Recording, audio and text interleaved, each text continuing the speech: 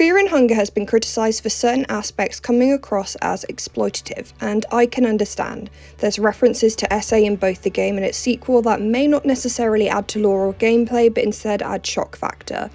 Nonetheless, it's not a major part of the game, and I'm a fan all the same. A viewer recently informed me of a game that was not only like Fear and Hunger, but some were calling it better than Fear and Hunger. It was disgusting and dark, and after playing the demo for an hour and the actual game I actually purchased, I wholly disagree. LonaRPG and Fear and Hunger cannot be compared, and the latter will win for me every single time. And here's why. Disclaimer, I'm not adverse to the content of the game in and of itself, more so how the content is advertised, used in the context of an RPG game, and why it's there. More to the point, I'm critical of this game being specifically compared to Fear and Hunger. LonaRPG's page on Ichigo is interesting. If we're to compare to Fear and Hunger, the very first thing you see on its Steam page, even before the information about the game, is a short and sweet content warning. LonaRPG instead has a couple of paragraphs about why it's early access and what is planned in the future before listing the warnings, which are, let's be honest, vague. I did take the time to read the page before downloading the demo, but we live in a society where attention spans are lowering with each TikTok download. The warnings are lower down and misplaced and should be at the top of the page, and they aren't specific enough. It does not mention specific material that audiences may be adverse to. Hardcore could be in relation to the survival aspect, meaning a hard game.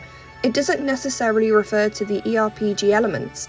It doesn't mention SA, and instead directly tells you that it's not for the faint of heart and to play the demo before buying it. So I download the demo and begin playing. No, I won't be showing any gameplay because honestly I want to burn my laptop after experiencing the main game. My reasons will become clear soon. My first red flag was the massive disclaimer that all characters in the game are 21 and over and are adults. That's a strange disclaimer to make, I think to myself. Ah well, I journey on. I am Lona, a young woman trying to make a life for myself in a miserable world. Honestly, same Lona. I complete the little tutorial, and after taking an embarrassingly long time trying to figure out binding skills to keys, I enter the main dungeon-like area. My aim is to gather some rat tails. I kill some rats. It's fairly simple. At the other end I see a group of what I assume to be goblins having a little gathering. The text on screen brings my attention to a sword lying in the corner. I've played hardcore survival games. I assume this is a trick. There's a pack of rabid enemies just around the corner where there's a shiny new weapon. I don't do sneaking well. I decide this time no, I shan't go for the sword. I make my merry way out of this place. Mistake the first. See, if you actually attempt to take the sword and are caught, you're given a first look into what the developer actually meant by hardcore ERPG content. I'm not going to go into detail, but after doing a bit of research, I found out you're basically given a drawn-out graphic scene including you versus a few evidently male orc goblin things. This would have been my initial clue that this game is not quite the same as Fear and Hunger in the sense that in those dungeons I'm not immediately violated by a bunch of naked monsters looking for some non-consensual times. Alas, I tried to use my survival gamer brain instead of my ooh shiny weapon brain and missed that vital aspect. I'll even go to a pub, I serve beers, I chat with some drunkards and the guild master. Life is okay. I pause the menu and for the first time notice an option to censor scat content. I then look at my needs bar, things that I need to do such as eat, drink and sleep to maintain my character, and notice an option for self-pleasure. These should have been my second red flags to not buy the game. I shrug. It was an ERPG and these things aren't necessarily hardcore elements. I was more interested in combat and exploration, and I rationalised that I'd just use the option if the game needed me to top up a meter every so often. Now, I'm big on supporting indie developers. Demos aren't going to get you a full picture of the game, and I'd seen some shorts on YouTube regarding areas that looked interesting. I figured why not? Get the full game. This was another error. I should have played further into the demo, and I own up to that. Even more than that, the developer warns no refunds. Now, I partially understand this.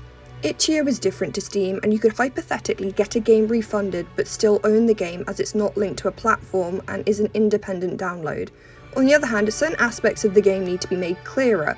A vague warning isn't enough, especially when you need to encounter things in the game before you understand what they actually mean by hardcore, such as my missed orc goblin encounter before. If you don't offer refunds, you need to make clearer itemised content warnings and make it clear that the content is violent, non-consensual and graphic before the demo is even accessed. You shouldn't have to rely on people playing a demo before buying a game when you fail to list content warnings. This is highly unethical. You're exposing people to things in a demo when they don't have a clear idea of what is in the demo.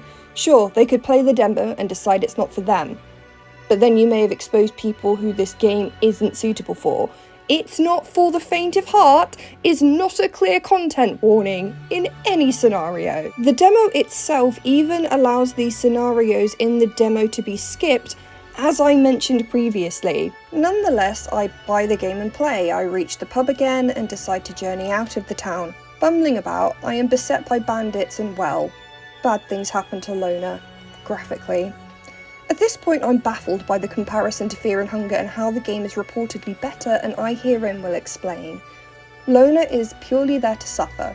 Sure, the characters in Fear and Hunger suffer, but not in the same way, and there's a purpose for it. Let's directly compare Lona with the female protagonist Das, and yes, I will continue to pronounce it that way.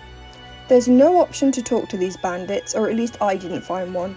The attack was instantaneous, and while I'm happy to concede to a skill issue, I'm confused as to why it occurred. It is illustrated graphically. In Fear and Hunger, if you play any character that is not Das, you'll find her in the village being attacked. You can rescue her, and she will allude to being SA'd. This is not depicted nor stated explicitly. She also explains they did this after she objected to their way of life. There's a reason Das was attacked, and whilst in no means was it justified, there was a cause and effect. The attackers in LonaRPG are just bad guys. There's no depth there. Das also has agency. There's an option to talk during combat, and you can reason with your enemy, if that's possible. Fear and Hunger also has an enemy that can attack and give you, how can I say this, bum bleeding. All it amounts to is an icon and a non-treatable bleeding effect. There's also an enemy that will in fact pleasure you to death, and even then it's fully clothed and doesn't give graphic, anatomically correct scenes. The difference I find here is exploitation. Both games have dark themes and explicit content, but only one does it graphically, and that is the game with the least specific warnings for it. LonaRPG says it's an RPG, but neglects to mention the depth of the graphic images, the fact that there's non-consensual activity which is prevalent right from the start. Fear and Hunger, simply put, is a masterpiece that makes you consider choices. It's the game that ironically taught me that going for the sword in LonaRPG might be a bad idea. And that was right, but it also meant I didn't experience the content LonaRPG should have warned me about explicitly regardless. And let's discuss the elephant in the room. There's no way on God's green earth that I believe the Lona sprite is supposed to depict a fully grown adult. There is no way that this person is supposed to be 21 or older. It makes me extremely uncomfortable to have to discuss this part, so I won't go into it any further, but put simply, Lona is lollybait. The only thing that people can lean on is the warning at the beginning that states, "Don't worry guys, this is all totally legal, wink wink nudge nudge." LonaRPG is basically Fear and Hunger if the guy who wrote Made in Abyss made a video game based on Fear and Hunger. And the thing is, the game itself looks good. I like the art, and I liked some of the areas that I saw on YouTube Shorts. Some of the quests appeared to be interesting. It all is let down by this creepy lolly ERPG element that, if they got rid of that element, it would be a good game. But it's clearly not why they made the game. It's a weird, creepy ERPG, and if you're into that, Godspeed, but I don't understand why it was dressed up as a dark fantasy being compared to Fear and Hunger. It doesn't work as shock content because the shock content is boom in your face all the time. Every time you leave a settlement, you're beset by bandits or orcs or goblins. After a while, surely it should become stale. And that's why Fear and Hunger works with the shock content it has. Some may call it exploitative, some may call it tacky, but it's done in a sense where it adds to the story, it adds to the lore, it adds to the atmosphere. Whereas in LonaRPG, it's distracting, and after a while I imagine could become annoying. Overall, I'm really happy when viewers send me suggestions and games to look into, but this wasn't it, Chief. This was just a brief overview of the comparisons I've seen of Fear and Hunger and LonaRPG. Admittedly, I didn't play too much of the latter, but I think you can understand why. I'm just going to end this by saying I don't recommend this game, and it's not just because of the content per se, it's the efficacy of how they aren't labeling their warnings correctly and simply throwing a demo at people and wishing them well. Either way, that's my 2 cents. If you enjoyed the video, like, comment and subscribe, and I'll see you in the next one. Bye.